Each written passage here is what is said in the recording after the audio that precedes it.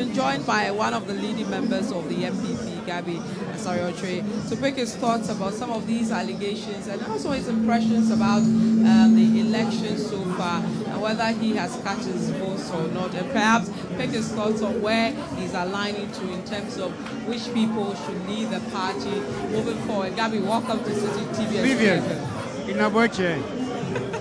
How are you doing? I'm very well, yourself? I'm doing great. Your impression so far on the whole exercise, how is it going for you? I think it was very disappointing. They started 5-6 hours late. That was very disappointing. And I think since then it's been okay. But one hitch which I find very, very unfortunate is the issue of TESCOM. Yes, that's right. We are told that somebody has There's gone an to injunction court. placed on them. Yes, yeah. I find that very unfortunate. And for me to deny the intellectual hub of this party their right to vote is very unfortunate. But we saw signs of that at the regional level. That's right. In Ashanti, in Greater Accra, the big regions. We saw that. Well, Eastern region, we had no issues there. I was in Eastern region that day. But I think it tells us that there's some discretion, some laxity or flexibility within the selection process of delegates at TESCON. And I hope that when the new national officers are elected, it will be one of the first things that they sort out. They should tighten it, because you know that when you are elected as a constituency chairman or secretary, you are a delegate. It's clear, okay? But TESCON, there are always issues about who is eligible, when this new branch of TESCON was formed, how long has it had been? But this has been happening for a while, and it's rather problematic that the party is failing to address it. Because if we saw it at the regional level, what was done to ensure that the national level won't see this again? Perhaps I will say, and I'm not saying it in their defense, but all the national officers, immediately after the regional level election, they were out there campaigning. They were out there campaigning. But I think what we have to also recognize is that it is not a party that has taken the party to court. I haven't seen the writ, but it's likely to be an individual or individuals. So we don't know who has done this yet. I don't know. Okay, so it is not the party that's taken itself to court. But it tells you that maybe the party did not anticipate it this time. But I think it's a major issue that they should deal with. I find it extremely unfortunate that this has to happen. It's not right. Okay, let's come to the contenders we're seeing. Let's start with the chairmanship race. We're seeing that Stephen Tim and Stephen Asamoah Boateng appear to be the main contenders. Yeah. Where are you aligned to? Me personally? Yes, you. Look, I've listened. All of them are my friends. I've listened to Asabi's message, and I think that he probably has the best message. I have to be clear. Okay. He has the best message. What was his message? But my really sympathies are within team. Yeah, you're Yes. team. Yes, but I think Asabi has a strong message, very strong message. He's on point. But my sympathies are within team. Now, your party wants to break the 8. Do you think that with Intim winning the slot, Intim has tried forever, Yes. and he always gets knocked out at a point. But with Intim leading the party, or if your favorite candidate wins, do you think you'll be able to break that 8? You will be able to what? Break the 8. Well, I think, it's not a chairman who will break the 8. Yeah. Let's be clear. It's a combination of factors. The first one is that it's the people you've elected from the polling station level all the way to the national level. And then the strategies that they bring to bear, especially at the national level, which will then be directed at the constituency level, grassroots level, of how to reorganize and the resources they're able to mobilize, the messages they're able to take to the ground. That's one. The second thing is also, and we saw it in 2008, we didn't actually have peace at the national level, at the national office in 2008. The general secretary had issues with the chairman, or vice versa, whichever way you look at it. And whenever you have the chairman and general secretary not in tandem, you are creating issues at that level. because there are disagreements even on what direction to give to the party. We had that in 2008. We had issues of about 70 people contesting, and the factionalism that were created. And the elections were held a few days before the election year itself. The Congress, was held a few days before, a few weeks before the election year. It created its own issues. In order to bring the party together, the candidate then gave all the people who thought they could do the job better than him, he gave them positions in his campaign. So really, there were challenges. There were a few economic crises, then the financial crisis, crude oil prices going up, but they had an excellent record from President John Adjei Kufuor. But internal issues within the party cost them. So they should look at that. And once you've elected the party organizers, as they've done now, they must be able to unite the party. The next job is the election of your parliamentary candidates. That process also gave us difficulties in 2020. Some people thought they were denied the right to contest. Some people thought that candidates were imposed on them. It caused us problems. And now you have 136 plus 1. Even the plus 1 was part of the problem, because he thought that the leadership at the constituent level denied him the right to contest, as it were, effectively. So that organization has to be done right. And once that is done right, then also is about the performance of the government. That is key for an incumbent. Currently, it's not looking good, is it? A week is a long time in politics. The election is in December 2024. So you feel there's enough time to change We are in July 2022.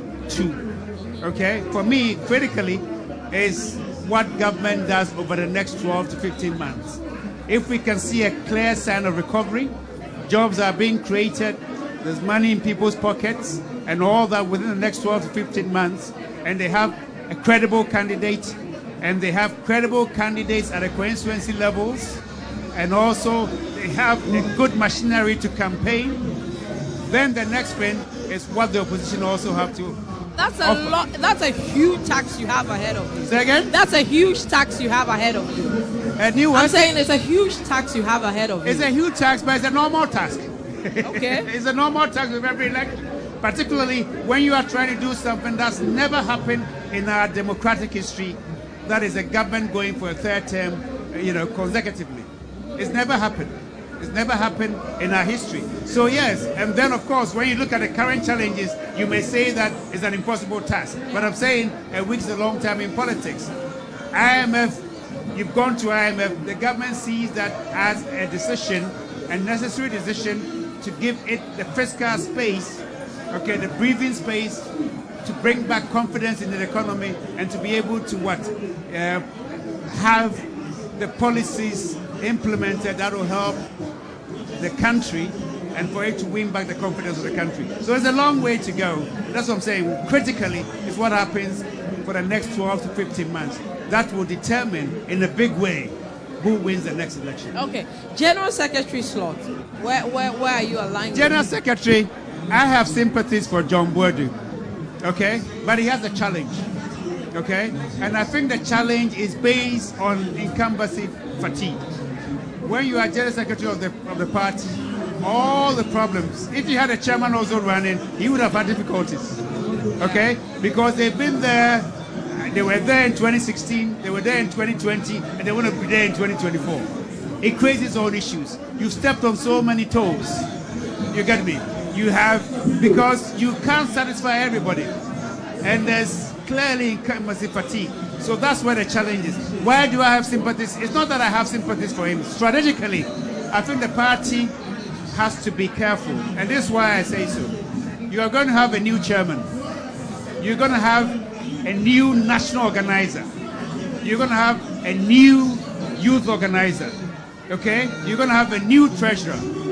And these are some of the key positions. The general secretary and the chairman. So if you have a new chairman and a new general secretary, and you are going to contest an election and try something that had never been done before, I think institutional memory, the network, the experience that's been gained, if we lose in that, it may create its own difficulties. But I believe in the collective wisdom of delegates. They've heard the messages from all the candidates. If in their collective wisdom, it should go to Superior, it should go to Kodia, it should go to who else? Who's the other candidate? Or Pariansan. Or they think that they are satisfied, even though they had challenges with John Boadu. They think that it is in the interest of the party to maintain him, to work with the new chairman. And we're definitely going to have a new chairman because the incumbent didn't fight. If in their wisdom, whatever they choose, I believe that we can work with. Right. Now let's look at the presidential slot. We've not gotten there yet, but we see some declaring their intentions to run. For example, the Agric Minister has said he'll run. Alan has said he'll run. Bawumia hasn't officially announced, but we know he's in the race and all that. Which ones of these candidates, and then we have, of course, Kennedy Japan also showing interest, which is interesting. Yeah. Which ones do you think, or which one do you think is the best to lead the party? What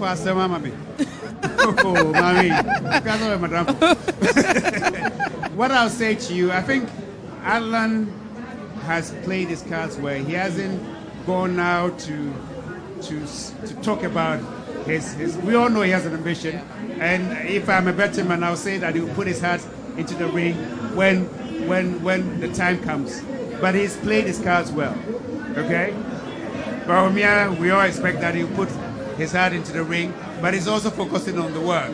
Okay? I mean, our great minister, I'm seeing his billboards all over the place. Or post, what do you call it? Posters and all that. Signposts or whatever it is, all over the place. That's a different matter. Okay? So, but I think you should be fair to Alan and Bawumia. They haven't, we know that they will contest. Yes. You and I know. Yes. Okay? But I think that they, and maybe they know that it's expected for them to contest. It's the others who are coming in afresh who think that they have to put their name there quickly.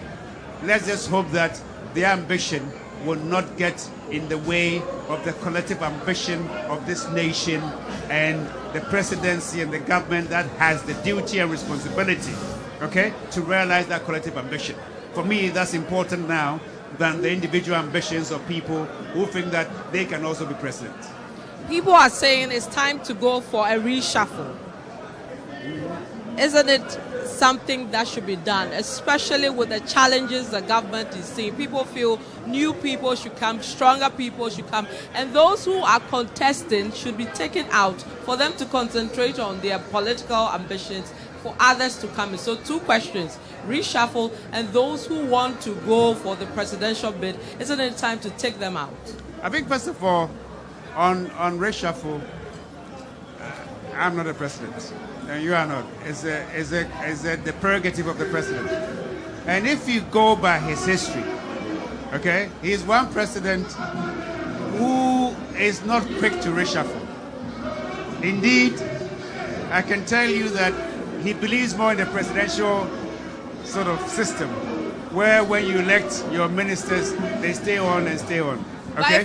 I'm just saying. I'm just making a point. He's not quick to reshuffle, but I believe if it is his wisdom, he sees that there's a need to reshuffle.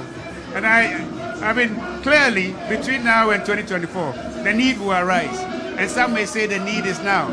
But I think he will listen, he will look at what he wants to do, what he's getting from his ministers, what he's not getting from them, and make the right decision. So we'll see a reshuffle soon, from what you're saying. I never said that. I don't know. Like I said, it's his discretion, and I believe, but I'm saying that he is one president that is not quick to have a reshuffle. He doesn't use it as a political game that, hey, I want to show you where the power is. Okay? But I think that if he feels that he must make some changes, but I believe there will definitely be changes, because as you rightly said, it will get to a point that some will step down or will have to step down to pursue their presidential ambitions. But what are your thoughts about those who want to pursue presidential ambitions but still taking political appointments? That's precisely. So when the president, I believe in his wisdom, sees that your ambition is getting in the way of his ambition, the president's ambition, which is to make sure that he delivers for the people of Ghana today and leave a better legacy for the future, then I believe he will take a decision. Okay, your final words in general about the whole elections and moving forward as a party. As a party, I think really, look, the key thing is that the party must stay together. If you look at the theme of this conference, the theme of this conference is instructive. Okay, government takes a decision to go to IMF, and within the party, people are doing all manner of, is it called mininis? Is that what they call it?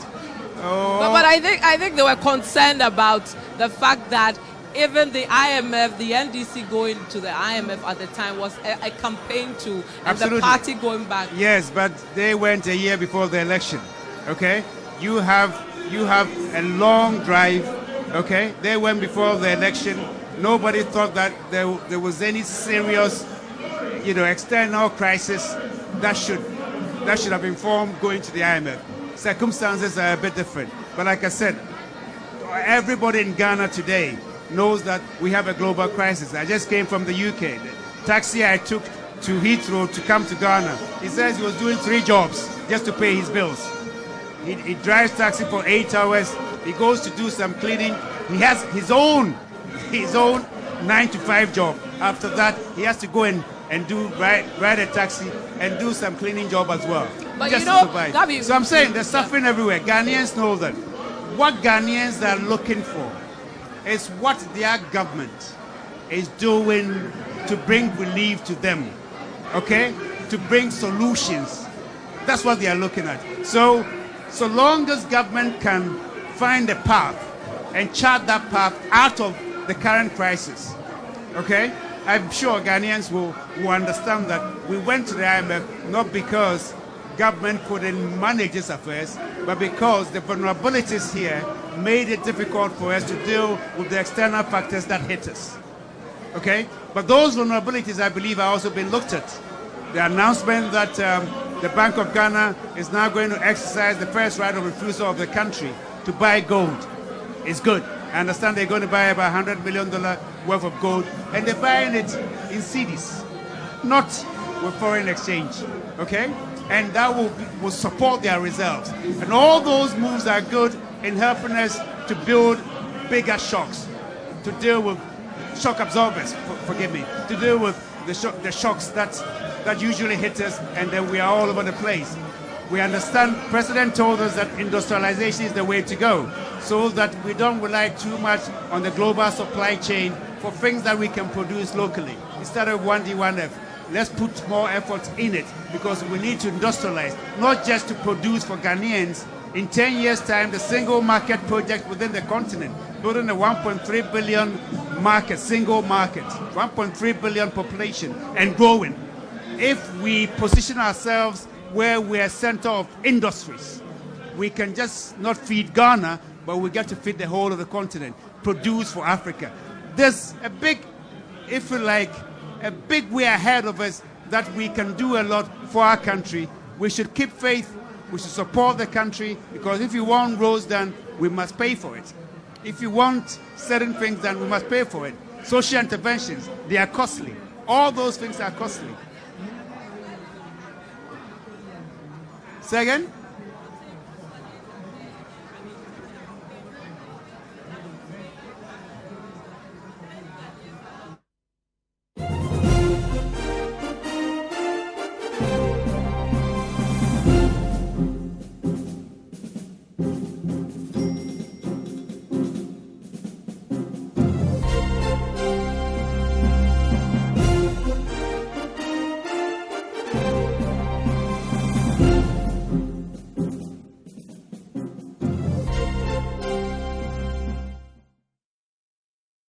And expect that the people will want it. No. But then when the opposition is determined to frustrate that, there were crises. We had a finance minister that people were saying that he was too mean. One thing,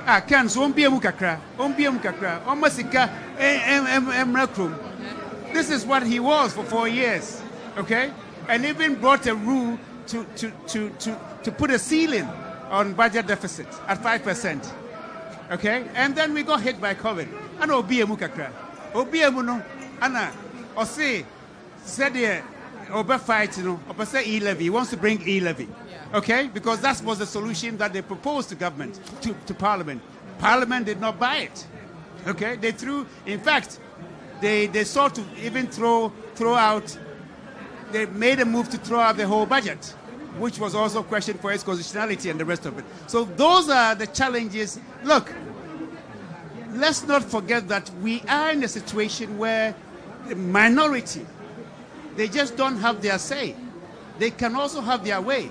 All you need is for one MP on the majority side to be unwell, or one MP to be away and spending more time on TikTok than being in Ghana and doing their work, and then you're in trouble. But shouldn't that seat now be declared vacant? Shouldn't she be out of the ministerial position by now? Well, the ministerial position was given to someone else even before she was given sick leave. Yes. Are you listening? Yes. She was given sick leave. Okay? So she's supposed to be having treatment. Yes. Okay? Now, and then someone was put there to act. Yes. Okay? We haven't heard that the president is not acting competently. But why is the person I'm still... coming. Okay. I'm coming. We haven't heard that. The person is before a parliamentary committee. Whether it's up to Parliament to declare the seat vacant. If Parliament declares the seat vacant, it will be contested and it will be filled. So Parliament will do its job, declare the seat vacant. Yes. Why doesn't the president also take it out of the ministerial job, give it to a completely different person? Well, and then at the same time, some of you will say that there are too many ministers. No, that person is replacing her. I'm making a point. They will say there are too many ministers. And then someone is on sick leave. The president is on sick leave. Okay? The person on sick leave is on TikTok singing. Is she sick? Yeah, it depends on what a sickness is, my sister. Okay. All right. Is there a sickness we need to know that you are well? No, I'm telling you, you can be unwell and still be on TikTok. You can be unwell, okay, and even be sort of incapacitated and in bed. You can still do tweets. But this TikTok was in a car. She was driving and singing. And I'm telling you, it depends on the state of health or the state of even maybe. The situation. I don't want to speculate. So from what you're saying, the president will still have the Honorable Cecilia Dapas still there acting. I am saying that you are looking for a reshuffle. Yes. I'm sure in his wisdom, when he does the reshuffle, you will know. When he's ready and when he does it, you will know. And we may see that one being shuffled. Okay, huh? I think I get your point. Yeah, but you also have to be careful. Okay, all right. At the moment, you have an MP who sometimes you need to take extra, do certain things extra to even get her down to come and vote. You get me? That's right. All I get you. Okay. And you still have, it's a safe seat for you as an MPP historically, all right? So what happens, that's just you and I speculate. So what happens if you make a preemptive strike? When you have someone acting competently, Cecilia Dapa acting competently, and the deputy is supporting Cecilia Dapa, and she's doing a fantastic job. But what happens if Parliament has not acted? Somebody who's, some of her decisions have been quite questionable. Okay? What happens if we take a preemptive strike and she comes and she goes to sit the other side? I think we've spoken enough. So it appears it's a difficult one. Final one, then I let you go. Allegations of vote buying today. Asamoah Boateng is alleging that Stephen Ntim is involved in vote buying. The party has spoken strongly. Yes, we just showed a video of him alleging that Stephen Ntim is involved in vote buying. And Stephen Ntim is involved. He's alleging. Yes. Okay. All right. Okay. That's an allegation. Okay. Yeah. And he has the evidence to support it. Well, he says he's got text messages and audio to support messages from delegates. I saw a text message saying that, "Hi, I'm Gabby. Vote for John Boadu and Stephen Ntim." Then there was another one. I am Gabby, vote for John Boadu and Asamoah Boate. That's the text message. I mean, why? Am I on TikTok making noise? So I don't think I have gone to that stage where I use social media to give confusing messages. Not necessarily TikTok, but I mean, SMS. Yeah. So you're saying these are bare allegations? I mean, look. There's a contest. Okay? If you lose, accept it, then let's move on. All right, Gabby, thank you so much for your time. Thank you.